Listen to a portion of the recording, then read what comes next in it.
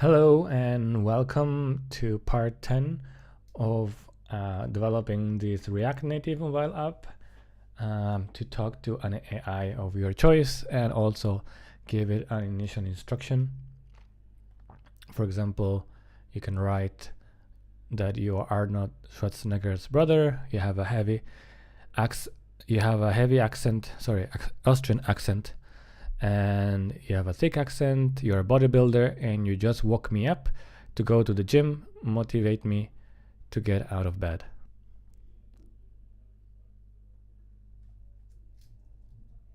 That was working a second ago. Guten Morgen. Listen to me, mein Freund.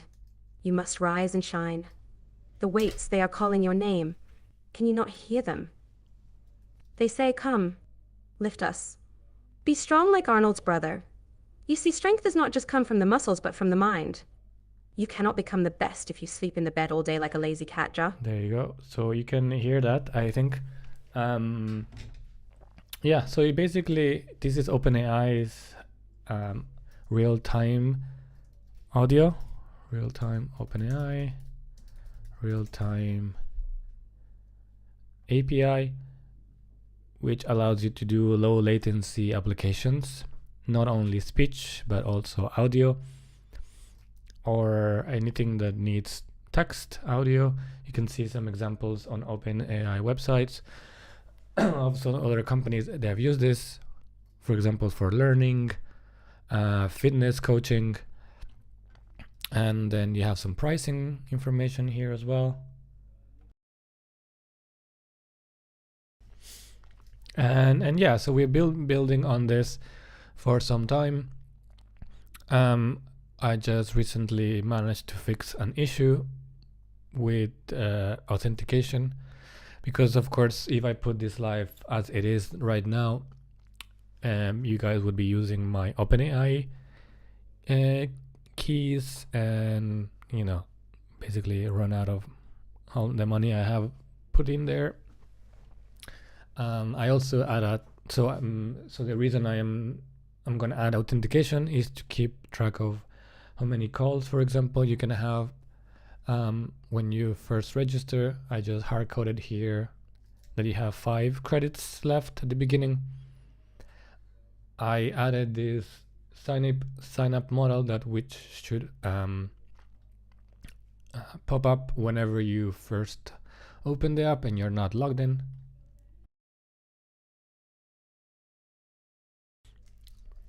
So yeah, so that's what are we going to do. And the way I fixed that, by the way, for those who were following, is by basically moving the entire Expo application out of the apps folder, because this is a turbo pack. I always get confused between turbo pack and turbo repo. Might be a turbo repo, because pack is the bundler, and turbo repo, yeah, it's a turbo repo. It's mono repo manager thingy. Let's say, what's the actual definition? It's a high performance build system designed for scaling monorepos, and also manages workflows in single package workspaces faster too. Yeah, so basically imagine you have some shared logic, business logic. You have a website, you have some shared logic or UI, and you have another documentations page. Instead of having 3 folders in the same repository or the same project, and then having what you could do is have npm packages that are local, or you own private npm packages. You could use turbo repo or yarn or other alternatives to have this monorepo setup where code can be shared between projects. But the problem with this and Expo Supabase in particular was that this one. So yeah, I mean, it hasn't been fixed on Supabase side. I guess I'm not sure what exactly is, but I was getting this error, something that it cannot resolve some module called stream.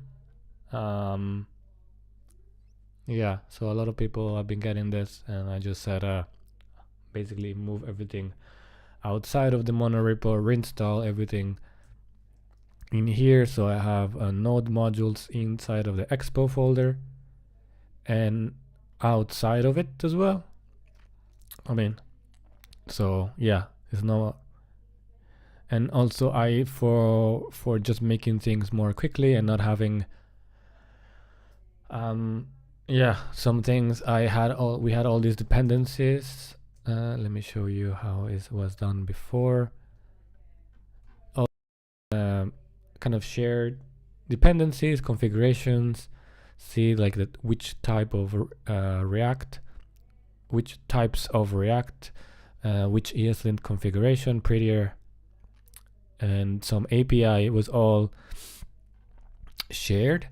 I remove actually this API dependency because I noticed if I search for inside of my Expo folder for the API, here I don't even know why the log file has this, but yeah, this was the only place I was actually using my shared API package, which is but only for a type and only for TRPC, and you know, it was gonna give me probably a type error because I'm not saying anything specifically, but yeah, it's, you know, first has to work, then we have and then we can fix types or other. In this scenario, nice to have things. Also, this TRPC provider, which I initially thought, oh, it's gonna be great, I'm gonna use this, I'm gonna learn TRPC in order to share types and definitions between the server and the client. I haven't used it. So I think the only API call that I do from Expo is on this page when you click call me now, which is I think this file, which calls the connect. Connect is part of a custom hook that I got from LiveKit,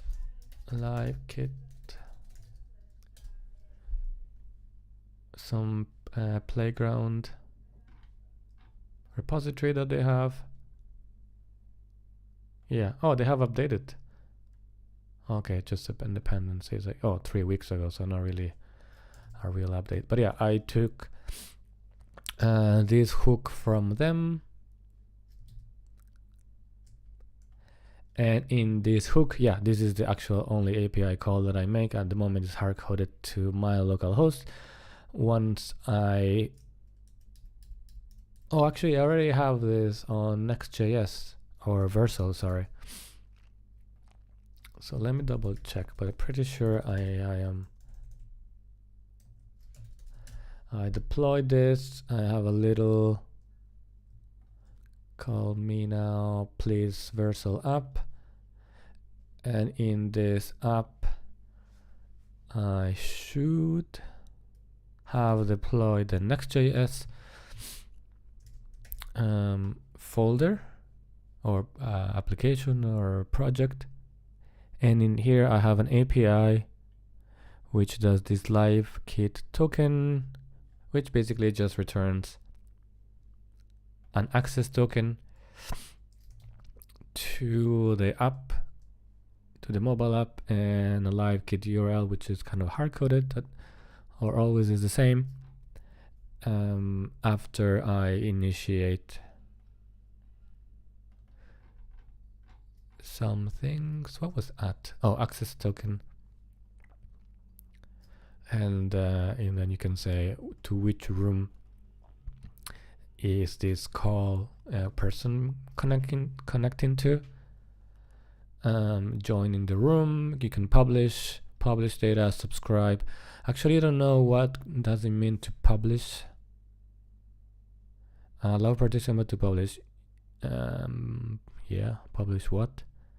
And data, I guess that makes a bit more sense. Metadata. I mean, LiveKit, it's a service that allows you to make video streaming applications. Kind of if you want to do a version of Google Meets or Zoom online. Of Google Meet or Zoom, you can use LiveKit to do this. So that's why they have the concept of rooms. And if you could, I guess you could make a version of this app where you call your brother or anybody, and then you say, oh, let's add an AI to help us figure out, who's the smartest. I don't know, whatever game or app you want to do, you can use LiveKit and add multiple people to this call, and at the same time add an AI. So that's basically the API is doing. It's very simple, and this is a post call. So let's actually check if I use this domain. Oops. And then I hardcode this for now just to see if it's working. And I have the Expo debugger here. So if I click here,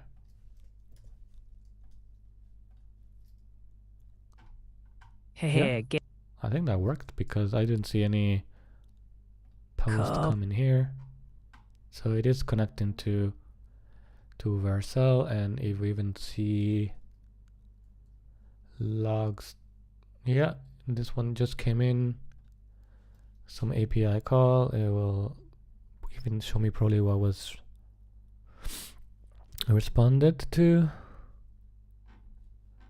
I think there's a way to know everything about the request. Maybe I saw another type of request. But anyway, just to check if your backend is working. You can see the logs on Vercel once you deploy full stack applications like Next.js.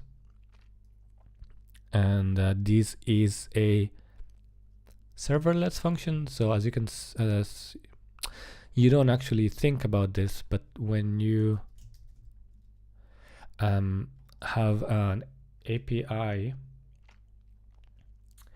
inside of your Next.js application in your API folder and a route like this, I don't know what's the default, but it tries to deploy this as a function, because instead of traditionally deploying this as a into a server you would have in Amazon or Google or anywhere, you would have a virtual machine deployed and you would have to manage that Node.js application, and it would do a lot of things. With Vercel and Next.js specifically, if you write a function, especially that is such a small little function that just needs one dependency and nothing else, and then it returns a little JSON, that can run all on itself on as a serverless function. So I don't know what region is. Indiana, maybe? I'm not sure. I'm based in Spain, so maybe there's a way to configure that, but I'm in the hobby plan. I'm not paying for anything, which is great. But Washington DC. So maybe I'll put it in Paris, London. I'm closer to Paris. So I think next time it's gonna be deployed, it's gonna put it in Paris. Charles de Gaulle, I guess, near the airport. And say they give you 1 GB of memory, 0.6 CPU, virtual CPUs, and then you can pay for more. If you're interested in how much does it cost to pay for more infrastructure and features, it's $20 per month, which is actually not bad. Of course, this doesn't include everything. You need to make sure that, or you need to realize that even if I think the free version, they have limits. For example, data transfer, number of requests, optimized images being served, and then all the function calling. Yeah, so at least they start really nice, which were free plan, then a pro, which is like $20 per month, which is like, yeah, I can pay for that. But then just be careful. They added some limits and some better billing management. I'm not sure where that is actually. I guess in the billing. Once you have paid. Anyway, my point is that it's free, but nothing is free in this world, so you'll have to pay. Cool. So now that I realize actually we have actual working Next.js server, I'm gonna put a environment variable here. So when I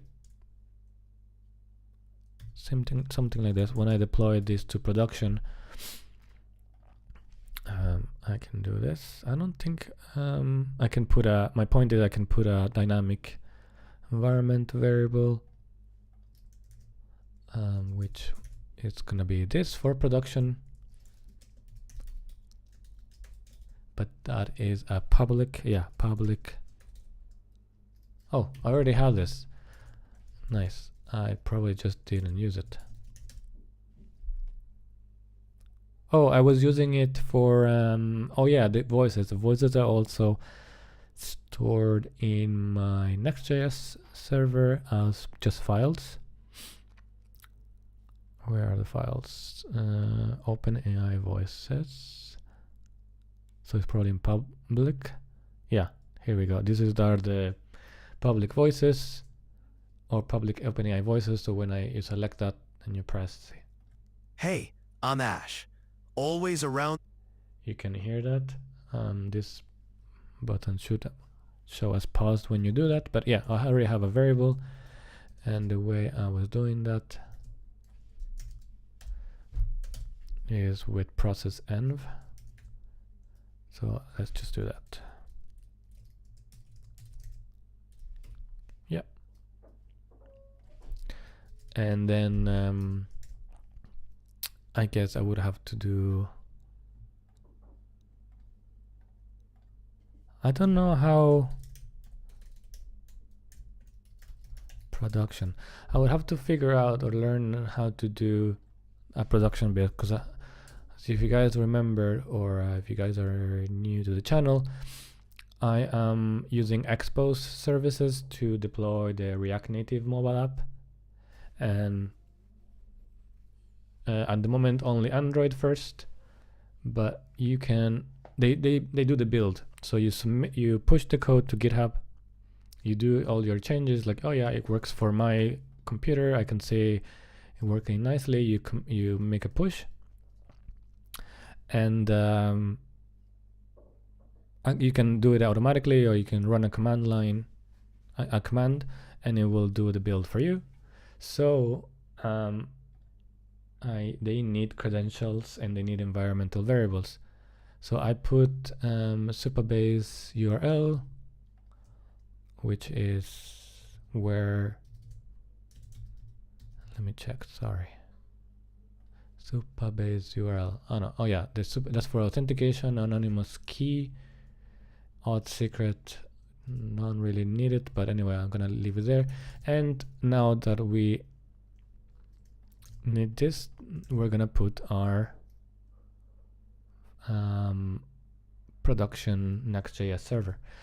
The thing I just wanted to check if the last slash, oh yeah, so we don't need this slash, otherwise there will be 2 slashes.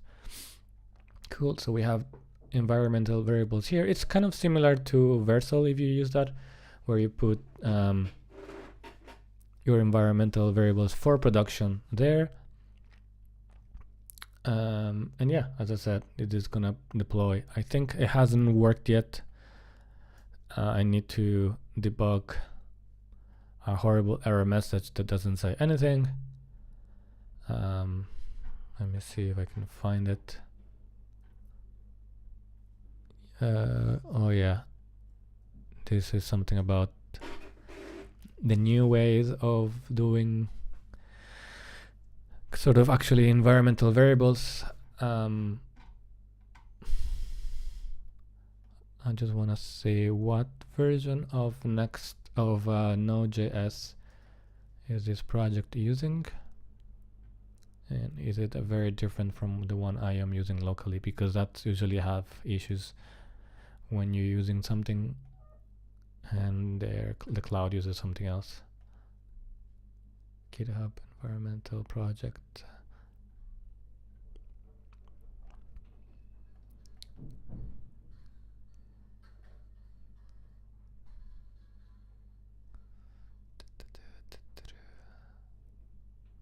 No, I don't know where you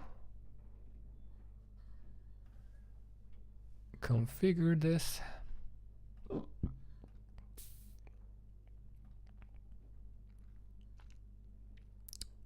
I think there's no usage. I don't even know what usage means. Does it add analytics or usage of Expo something service? And basically, how many builds how many builds of your app have you triggered? Because yeah, it's not unlimited, and I don't even know what price do they have. Oh, you can do up to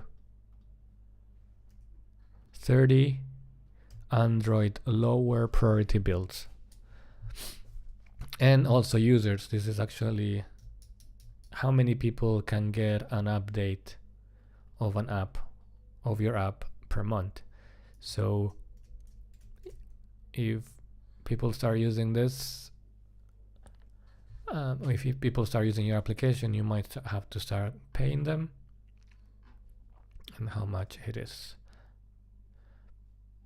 So there's an on-demand plan, a production plan, and an enterprise one. And if you're gonna do on-demand, it's, I don't know, 0.5 of a cent per sorry, per monthly active user. Okay, so that is one user can have unlimited number of updates. That's my thinking. That's good. Not like every update you send to a user, they're gonna charge you. So let's say I have 1,000. That is $5. If for some reason you get 10,000, you have $50. I think that's reasonable. If you ever get to $10,000, 10,000 active users getting updates and using the application on a monthly basis, I'm happy to pay $50. And then yeah, there's some bandwidth, but yeah, I guess mobile apps can be big, but I think the data that is sent when people do an update over the cloud, it's JavaScript, so it shouldn't be such a big app update, such as a full mobile app update. So yeah, there's no need to worry. Credentials have expired 2018. Okay, I guess this is really old stuff that I had. Apple devices, register a device for internal distribution. Oh yeah, this is nice if I want to send the app to a friend of mine, but this is only Apple. For Android, you don't need that actually. You can just go to Google Play Store and send people and add their Google account. This is stuff from 2019. Sorry, I'm getting a little distracted. I wanted to check the next Node.js version. Maybe it tells me inside of the build or here. No. Prepare project. Node 18. Sorry. I'm pretty sure I use Node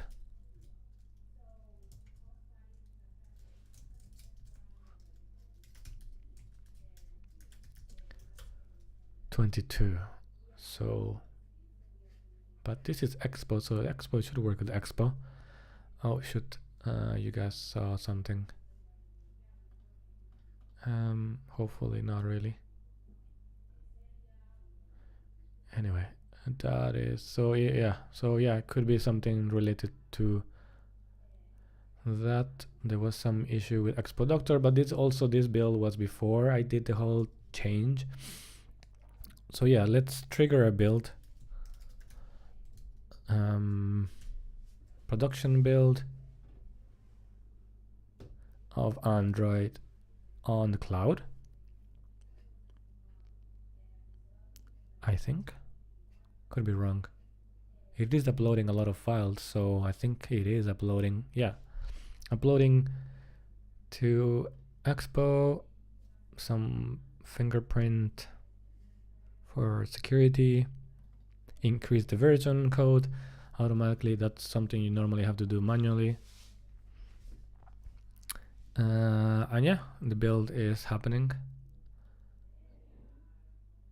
Build is happening. Should be happening. Yeah, there you go. So yeah, while we wait for that, I can continue doing some actual code. So the way I was doing initially the authentication, let's close everything.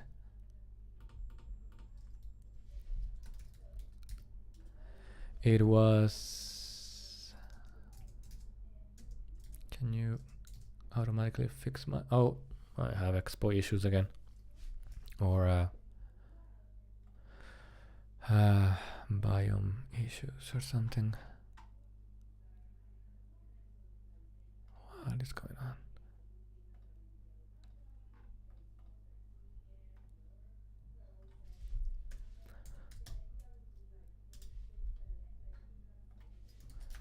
Sorry. I started using biome.js for, they call it toolchain, but you know, for formatting automatically, for linting, getting error messages if your code has some issues or suggested things that you shouldn't do. The problem that, of course, it doesn't really work with out of the box.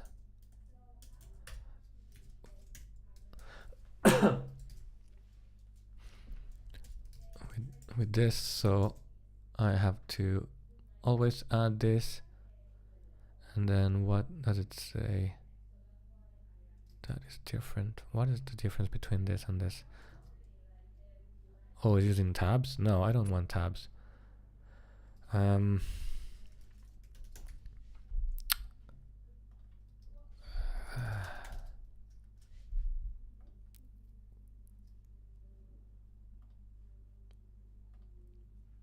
Migrate. Yes, so I want to migrate the formatter.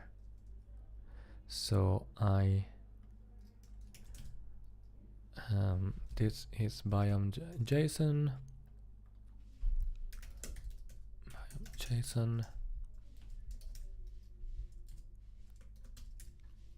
and indent with lines, spaces, kind of the basics, or my basics. Okay, so I can save, and it's not gonna change everything, thankfully.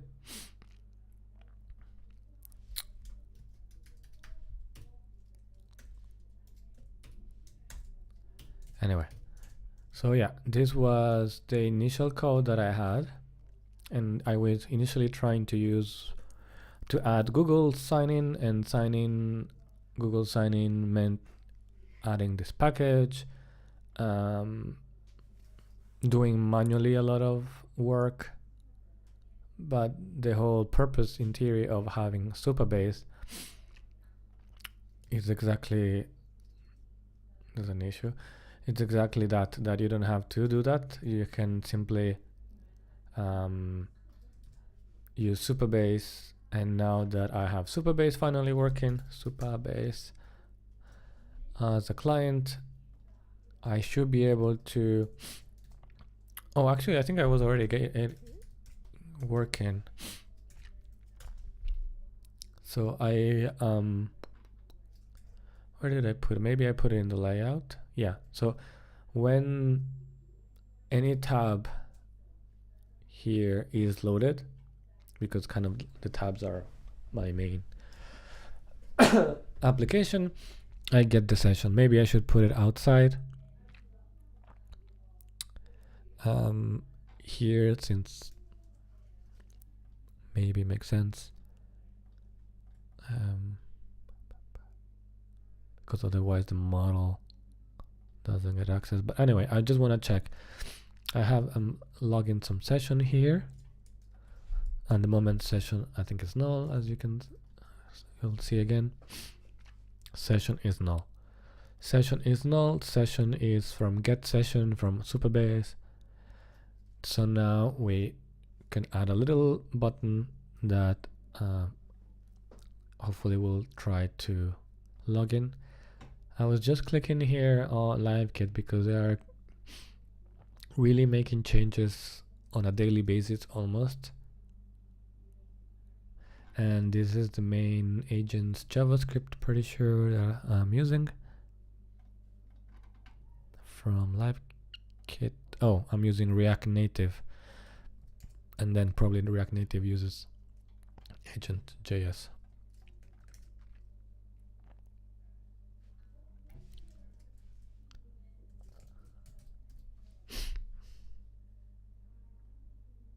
So I just need to keep on track on this repository, which I don't think they made any changes since December 20th. So far we're okay, and there's no major issues.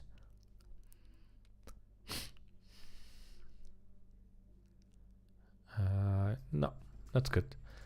Okay, so we are sort of up to date. No other issues have been found. Now we want to do Supabase Expo auth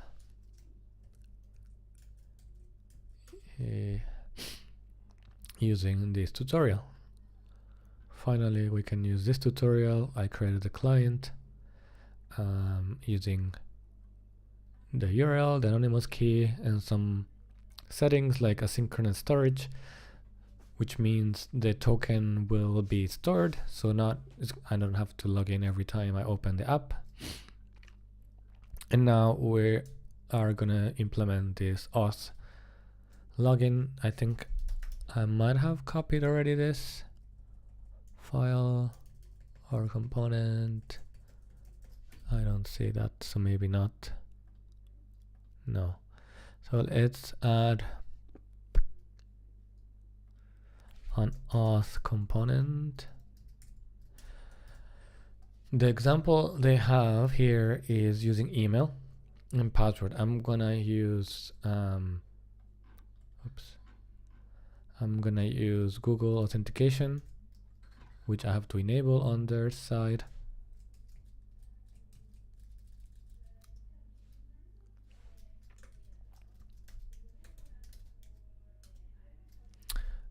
Where was my Expo client or Supabase client? In utilities.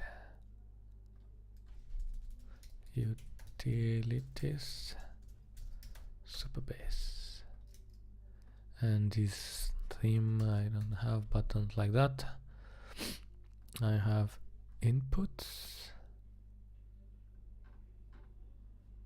I don't have an input. let me try something. So before adding some fancy UI, I'm gonna comment all of this, just leave a plain React Native button, which I think can work like this.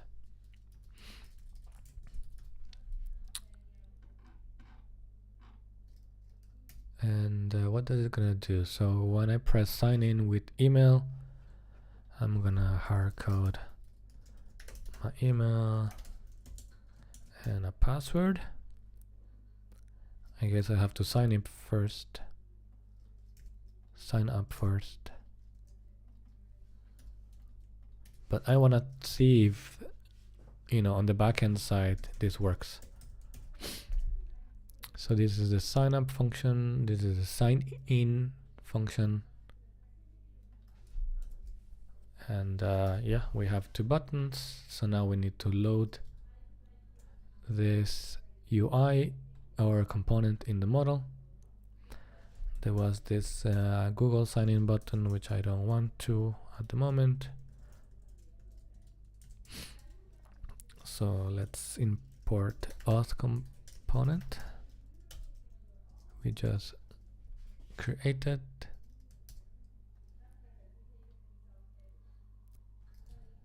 Let's see if we get any errors when I click sign in. Network request failed. See, sometimes you have to check step by step before doing more fancy things. Why would this return an error?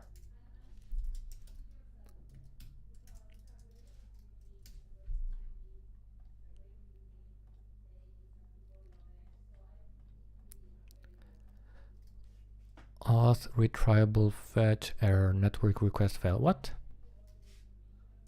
Why is an network request fail? Let me check my environment variables in this other screen. Oh, yes. How was this working? Okay, I definitely missed the public URL from Supabase and anonymous key. Okay, 1 second until I get those, and I can get those from environmental variables as well. Oh, if I just move the window for a second, copy those. Yeah. They could have a better error message saying, hey, you forgot your variables. But I have tried long enough to work with, I've worked with Supabase long enough that I, you know, intuitively almost know what the errors mean, which is funny. But yeah, that's sometimes what you have to do. Or that what happens when you try different things and finally works. So let's see, I updated the environmental variables. I'm gonna restart this Expo bundler service thingy and try again to sign in. Okay, so that's not the error.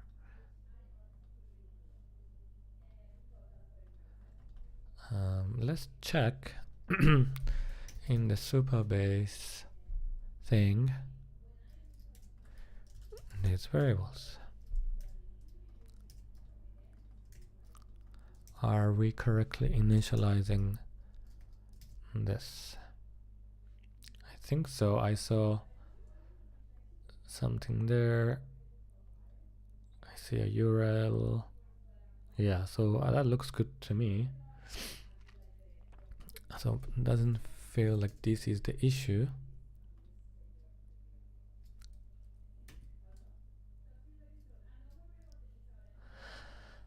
Okay.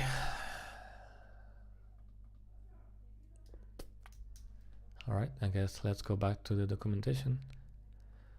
Maybe I missed something.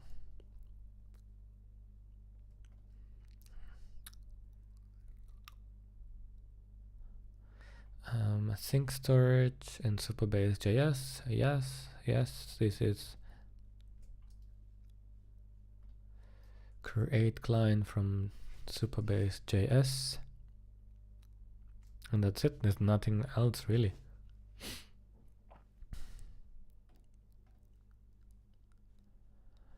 Okay, so I guess let's have a look at their GitHub.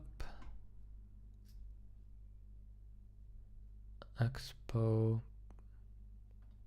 example. Which one is more new? The user management or the push notification? Seems a bit more up to date.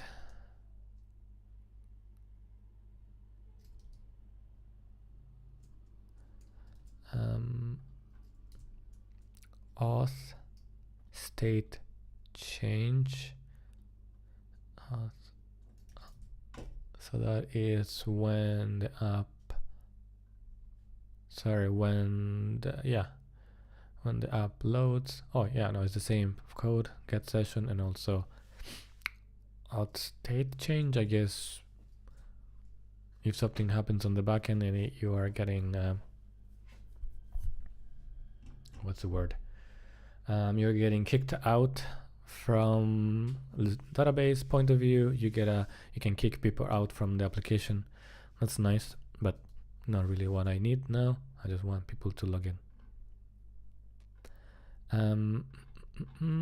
At the moment I'm just using local state, but that's not an issue either. Let's have a look at this auth component that they have, which probably is the same. Sign in and sign up. Let me try to sign up if for some other reason it gives you a better error message. No. Please check your inbox for email verification. So is it a network request failed or is an email success? I'm very confused now. Let me see if I have anything in Supabase. Oh, the project was sleeping. That it's probably why it was not working. All right, so it will take a few minutes to redo this, and hopefully they didn't change the public anonymous keys or anything like that. See some logs, please.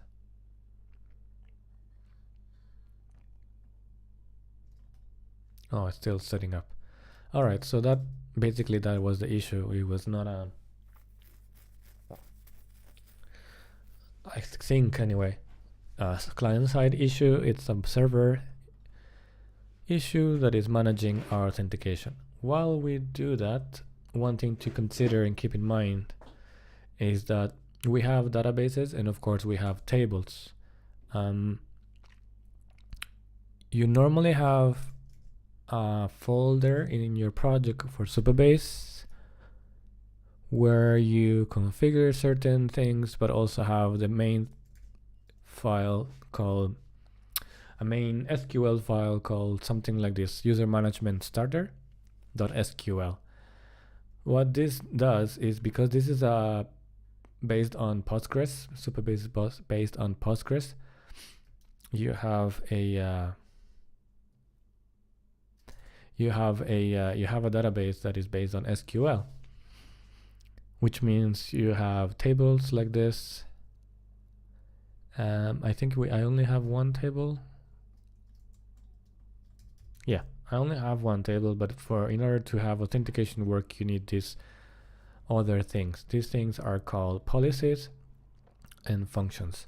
So when you see create policy, by the way, these are, I think, by default created by Supabase. When you create authentication, when you enable authentication, you have these policies. For example, for can public profiles be viewable by everyone? Yes. Can users insert in their own profile? Yes, if their ID matches the ID in the row. Can users update? Yes, the same. And for example, then you have a function which is called, so this is how it sort of works. You define the function. I think this is the definition of the function.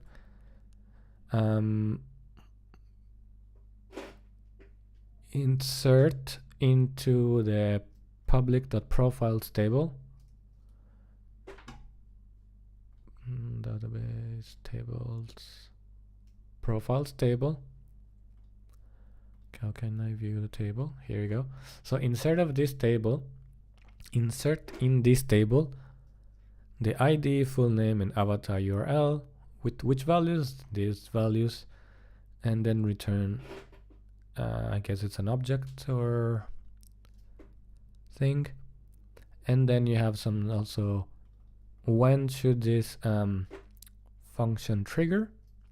It should trigger when a new user is created, after it's inserted in the auth.users, and which function should run this on each row. And I think this is like an internal thing, auth.users, because you can see users here under authentication. And for example, also they have, I think it's called blob storage technically, but this is just kind of where do you put your files like images. You have a storage for buckets.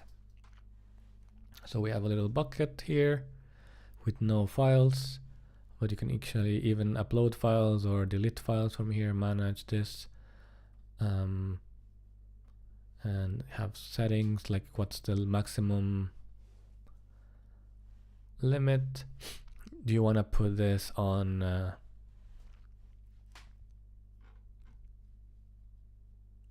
oh yeah, you can't change it to region. I guess this is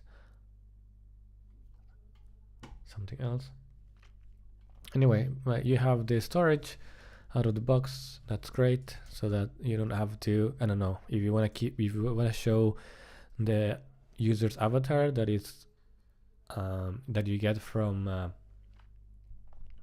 when people sign in from Google authentication or Facebook, etc. Sometimes what you would do is keep store the URL that Facebook or Google gives you, but it's not the greatest what's the word I'm thinking of? It's not the best idea to keep that URL in your database, because that URL, I think it's like temporary, or is not meant to be used publicly for all your applications, for all your users. So it's better to download that image, store it somewhere else, and by literally 2 lines of code that they give you, you get that out of the box. And some more policies for the avatars, but we are not going to use that. So now that in theory the Supabase is back up again, can we get a failed sign-in message? Yeah, invalid credentials, sign up, check your email inbox for email verification. That's the email verification process. I'm just gonna quickly check my email.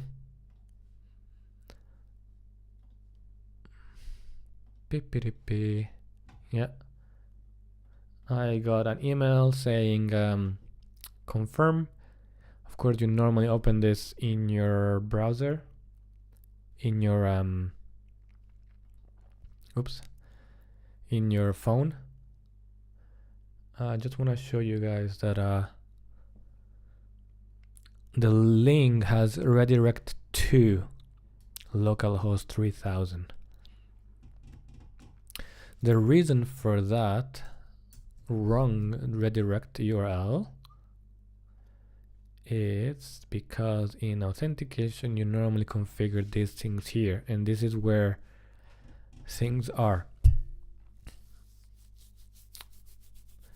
I don't know actually what is the best or the what they suggest you to do, but this is not how it should work. Let me see if I can find the documentation, because Supabase, Expo, auth, redirect has to go into a redirect that actually opens the mobile app, not goes to a website.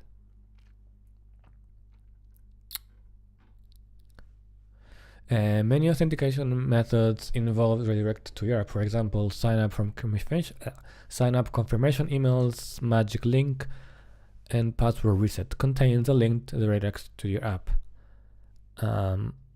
With deep linking, you can configure this redirect to open a specific page. This is necessary if, for example, you need to display a form for password reset or manual exchange token hash. So to link your development build, or you need to specify a URL scheme. You can register a scheme. Yeah, if you're using Expo, React Native. And oh, there you go. And then you have to say this in your auth settings, Supabase. So basically all of that. Of course, I already have a scheme configured for Expo in app.json, which is com.onova.wakeCall. So if I put this here inside of the redirect URL, and then this, the double asterisk is basically anything after that. And hopefully it will redirect the app there. Of course, it does. Those kind of redirects only work if you open the email on your mobile phone, on Gmail, Mail, I guess, suppose, for Apple. But this is an old thing, old email, so it didn't update the email. So it didn't update the link, so we'll have to check this later. Okay, so in theory, give me an access token and a refresh token, but of course it went to localhost. Oopsie doopsie.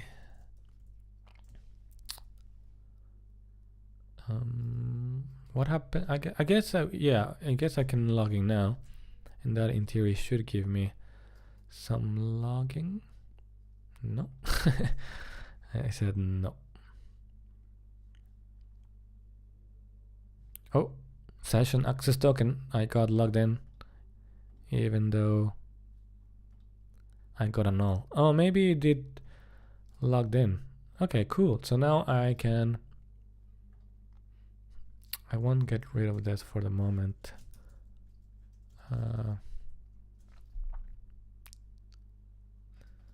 What is get current user?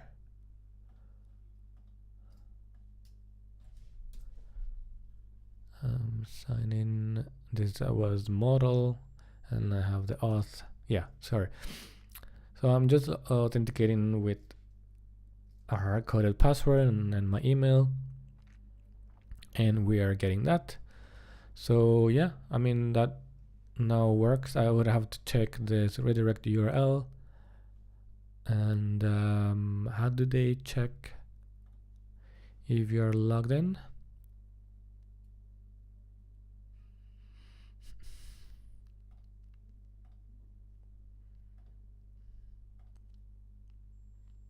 Oh yeah, the get session, of course. You need to get session, and they're passing the session to the child components. Of course, this is not the best way to do this, but since it kind of works, I'm gonna leave it there like that for the moment. It's better that instead of passing props of the session across, every component that you need, to use something like what we were doing for storage, which is a kind of a global storage. We have this session storage already set up with Zustand. Zustand, it's a library for state management in React. It has some nice UI and it's very simple. If you come from a Redux background, or you have tried a little bit Redux or Redux toolkit, it's kind of similar. You create a store.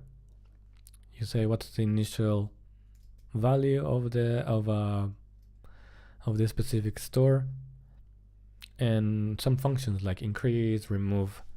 So you can increase bears by 1, or you remove all bears and set that to 0. And then once you create this store, you can use bear store, which is this function here, anywhere. You just select what part of the state you want. In this case, just bears, and bears is gonna show you 0 or 1 or 2, whatever you did, and then you have the same for calling these functions. You put state dot the function you define above, and then you call that function on click whenever you want.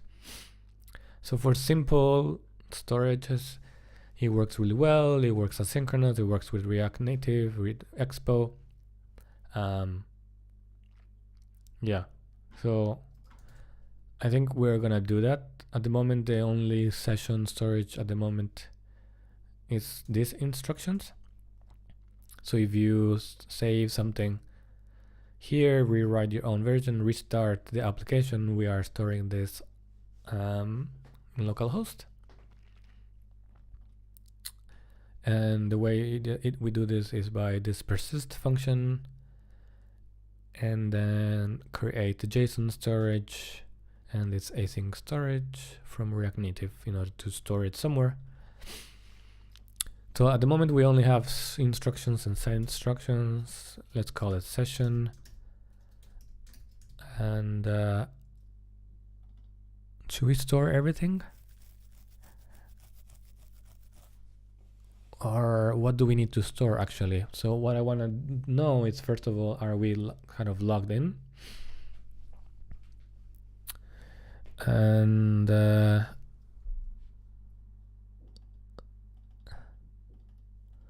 confirmation on refresh token expires in, I guess, just the access token, even though I don't think I'm gonna use it for now, because I don't know. I don't think I will use it, but it's kind of like a unique thing to store. So let's keep track of the section access token. Normally you don't have it, then we set it.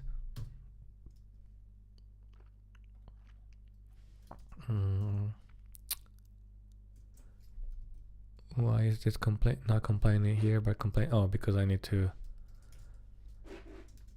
string and then set. Okay, now that we have that in here, instead of using use state, oh, and then we can keep track of credits left, 0, set credits left, it's a number, and how many, and by default let's just put 5, and const credits left. What else do we want? We want session and set session. We import this session store, and instead of What's going on? Oh, yeah, that's okay. And yeah, and then we are logging the session. Well, yeah, we don't need it there. Set session does not exist. Why it does not exist? Oh, this is our session? Yeah. Oh, set access token, sorry. That is correct. We need to do session dot access token.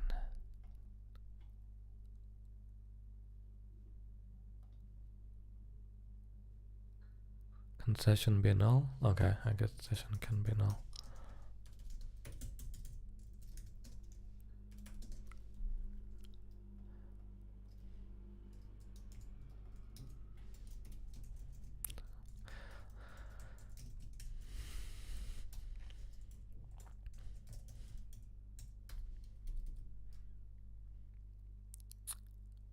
How can this be null if this is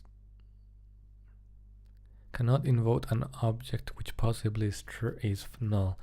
Is this possibly null? Huh. I didn't know that could be possibly null even though I'm setting it.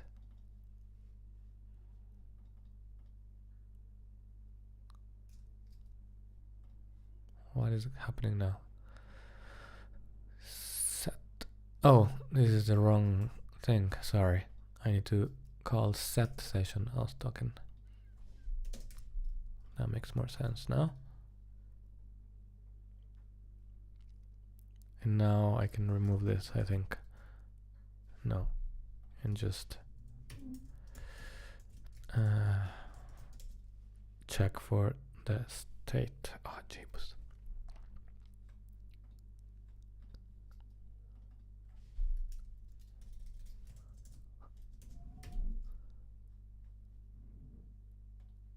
Okay, it's just these types issues. Okay.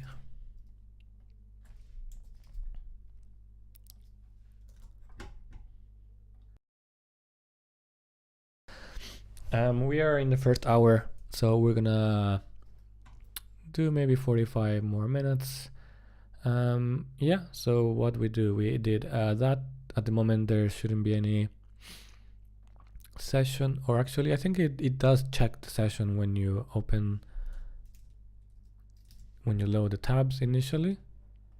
Yeah, we have a session loaded, and we should have put it in. We should have put the access token into our store. So now, for example, this model can access that. Const session token. Not that I need exactly the token, but I can, if we have the token,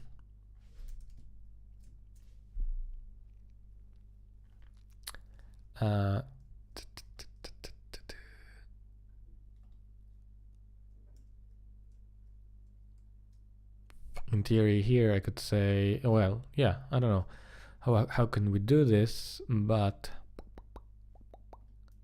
I'm logged in now, so maybe I can say if we don't have a session token, display the auth component, which was here, now it's gone.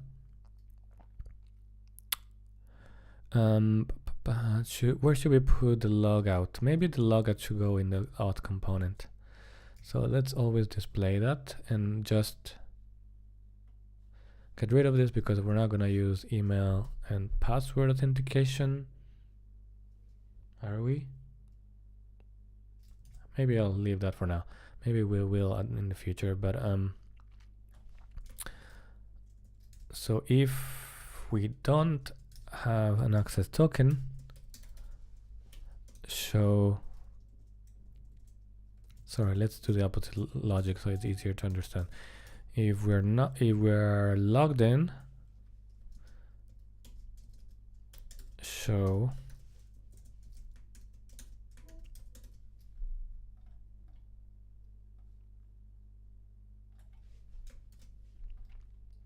Why is this complaining? Cannot session token. Oh yeah, we don't have it here.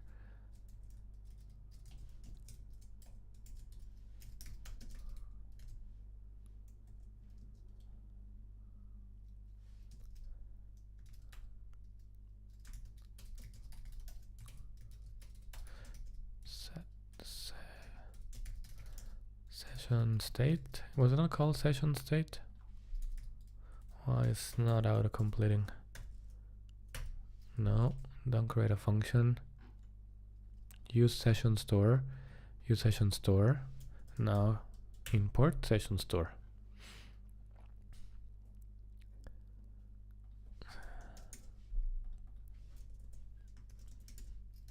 Okay, so if we are logged in, show a logout button. Let's show a logout or sign out button. There's no loading actually.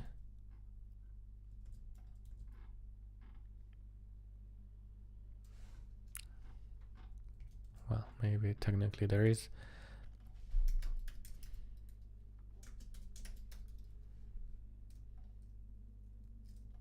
One second, what is sign out?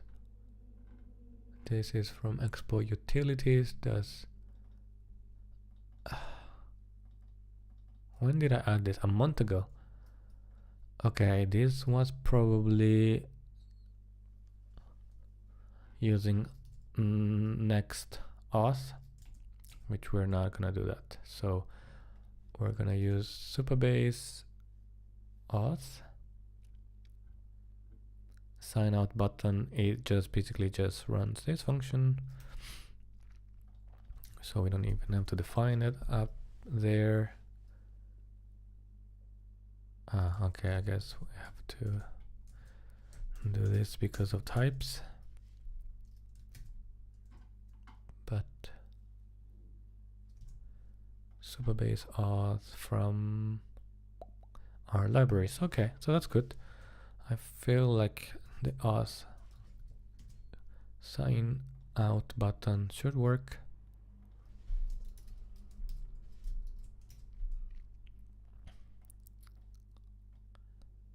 Yeah, so we got signed out, and when we go and sign in, I'm not sure what is that error coming from. That could come from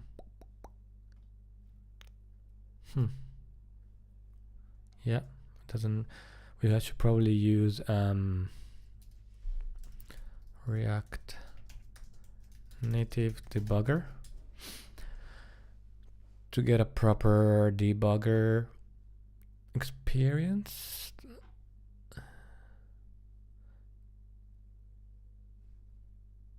I'm looking for the newer debugger. Yes, where's the newer debugger?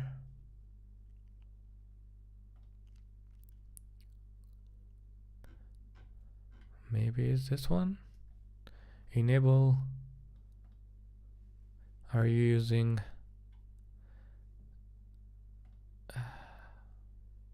yes, I want the latest React Native dev tools for Expo, please.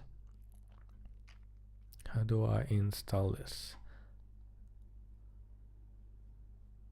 So it doesn't work with Chrome, doesn't support Visual Studio. What does it work with? I'll be back in 1 second.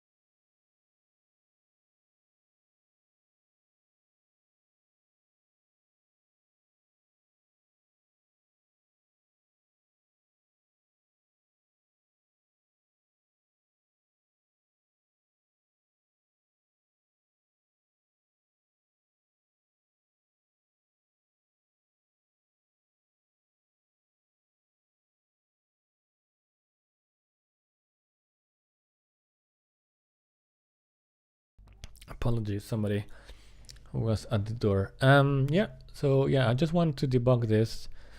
Well, I just want to have a debugger that actually works. So where is the React Native DevTools and how do I download it?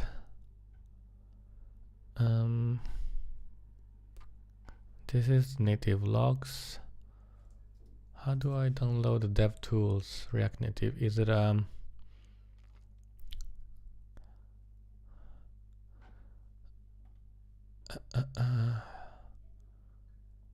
doesn't just pop up, does it? Is there a built-in debugger to open the DevTools? Okay, it says it's built in. Open DevTools. Launching DevTools. Oh, nice. So it is actually working out of the box. That's good. You don't have to install an extra thing, and you click sign in. You just get a no from type from auth.tsx line 32. If error. Oh, okay. There's no error. So sorry. So it makes sense that there's no error now. Nice. Yeah. So actually, this works. We have a little auth thingy working in here. I don't know if I need to use a model. Sorry, if I need to use session storage. In the tabs, in the layout, I have credits left. Credits left by default is 5. So we could update this variable after we log in, and for example, then get credits left from the API and set credits left to in session store. So in theory, we can do that later once we keep track of this, and we have, of course, the functionality to keep track of the calls. At the moment you press and nothing is tracked, you can press call me now whenever, as many times as you want. A quick thing that we can do, because I only have maybe 10 minutes or 5 minutes, it's to think about how to do that. So when you press call me now, which is this button, if we are supposed to connect and there was no error, which means here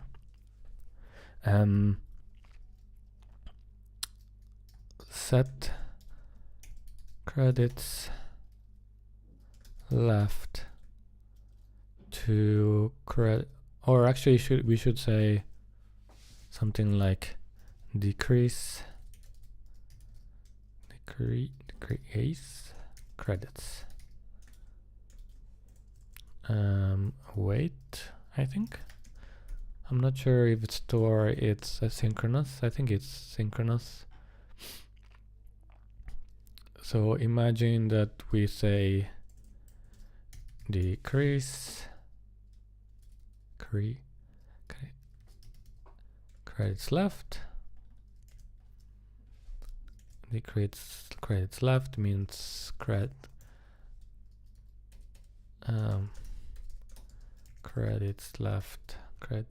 left.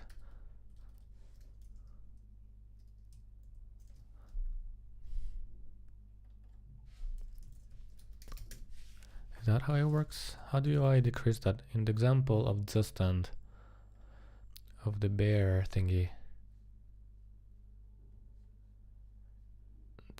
And we had that example. State.bears, and state is that. State.left -1. So that's how we decrease credits. Credits left. And now does it know? No, it doesn't know what to do, so we are gonna do that ourselves. Const decrease. And maybe I have a typo. Oh yeah, it's not decrease, it's decrease. Which makes sense. Now it's good. And now when we connect, you know, just local store, but this number should go down to 4. Perfect. And you do it again, and of course we should check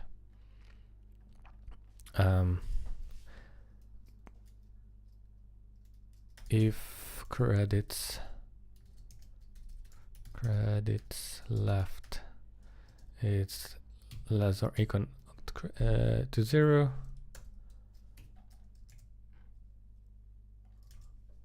then you know you are out of credits. You can do the last one called, and then you're out of credits. So in theory, you know, please enter credit card details. Thank you very much for your call and your satisfaction, or create another account if you really like this. The clone voice tab is not gonna work at the moment. We were planning to do this with PlayHT or Play AI. I'm not sure what the name is. It's a AI voice generator and text-to-speech service. You can test them. Yeah, pretty good. They're easy to use, but I attempted to use this last time and it was pretty slow. OpenAI, you know, you talk to the AI, it immediately talks back to you. It's super quick. Maybe because they're using WebRTC instead of WebSockets or something around those lines. But yeah, my experience was not as good. Yeah, so we'll have this working later on. What else? The cloning is gonna not appear actually, so I'm gonna hide this tab.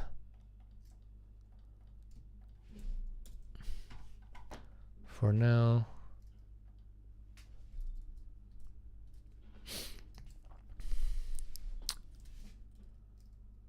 What else?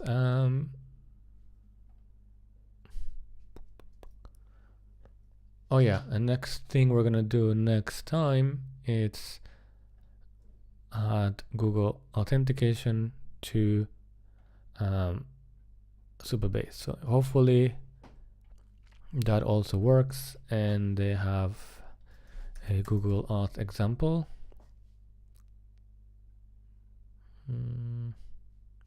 Flutter native.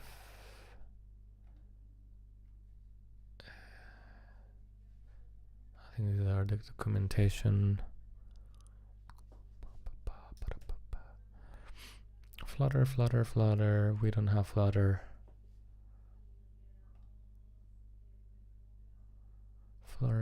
Flutter.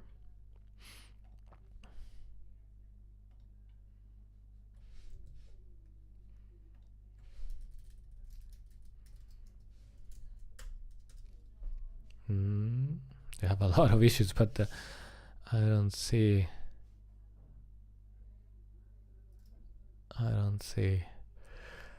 how to do this exactly, because oh yeah, this was the native link, the deep link, sorry, which I didn't check everything. from auth. Oh, maybe it's as simple as that. Let me do quickly this. Check this. So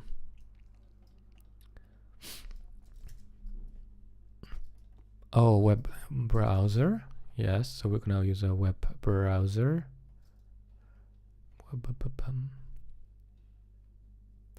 From Expo web browser,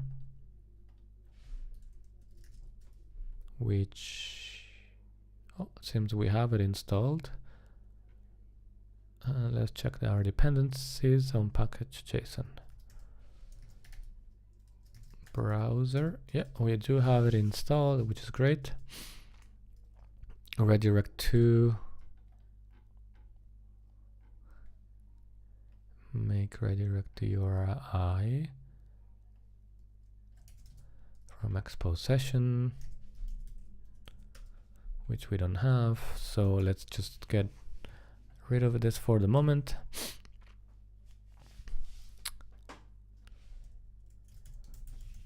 And I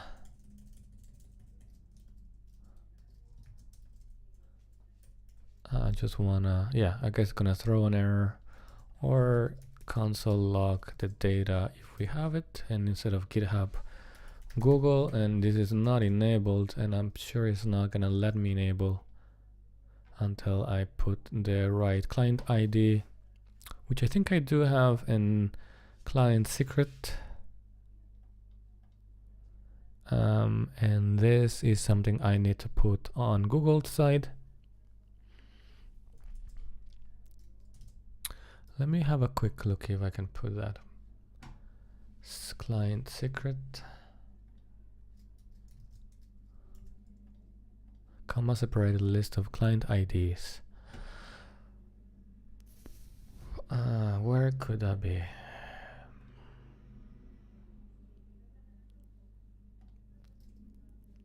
Client ID, I think. Last time I was trying to create this, I think I created too many. But anyway, I'll try putting this and then comma this and client secret. Anyway, I'm gonna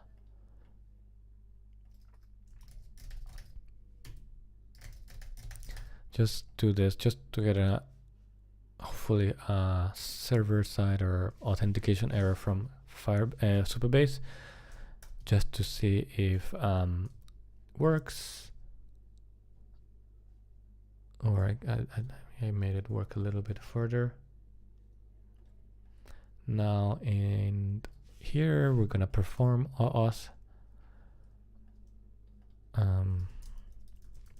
when we press sign in with Google.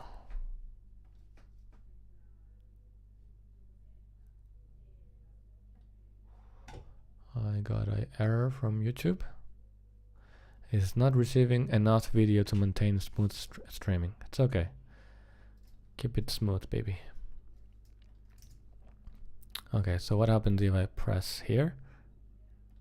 We get that and that URL. And then if I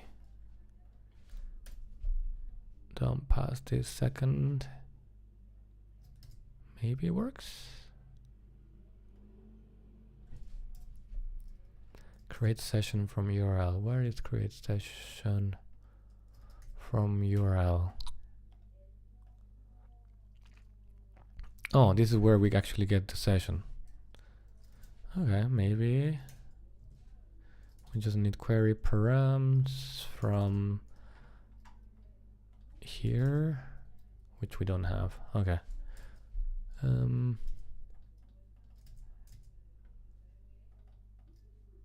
So yeah, I can comment this out for now, just to see, do we get a success? And if not, what are we getting?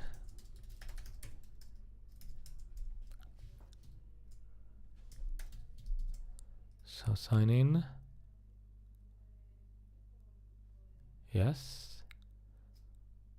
Oh, hey. I think now this is, yeah, not now it is the actual issue, but we do have a Google authentication via browser, so it's not using some native Google code. For example, on Android, a lot of apps use that native functionality. A lot of apps use the browser. So yeah, I mean, we did a little step further. I need to break for lunch, and hopefully I'll continue tomorrow morning, Spanish time, to continue to work on this. I'll commit this if you guys are interested in what we did today. And yeah, there was an error, so here probably I should do if. I mean, what else can it be? A type success cancel error. Oh, because you can cancel.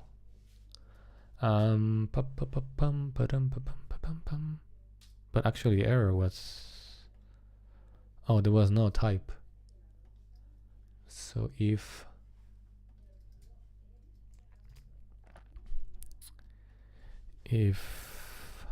rest.error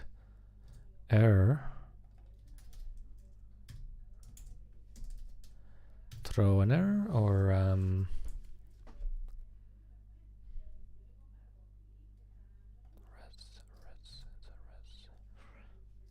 I think pretty sure this is error type cancel.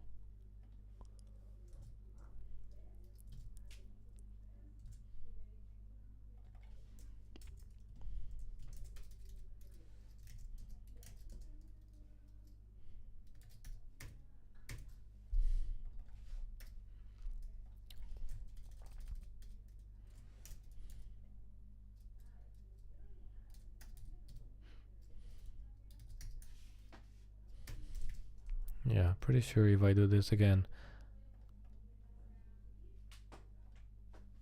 there's an error, and I want to sort of log this error at some point. Okay, that's it for today. Thanks for tuning in. I hope you learned something.